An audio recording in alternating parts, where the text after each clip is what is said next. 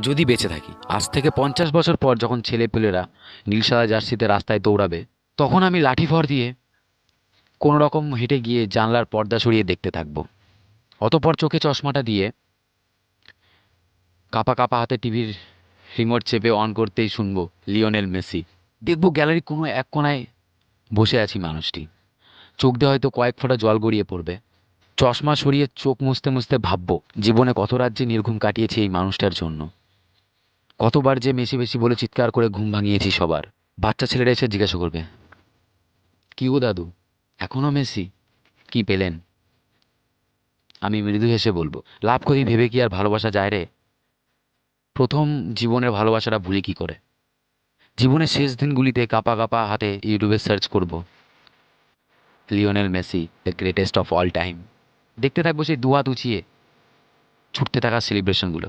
জানি এই পোস্টটি কোনোদিনও তোমার কাছে পৌঁছাবে না। তুমি ট্রফি জেতনি, জিতেছো কোটি মানুষের হৃদয়, যত শত সহস্র ট্রফি দিয়ে যা কিনা যায় না। ভালোবাসা ছিল, আছে, থাকবে চিরকাল। ভালোবাসা অবিরাম।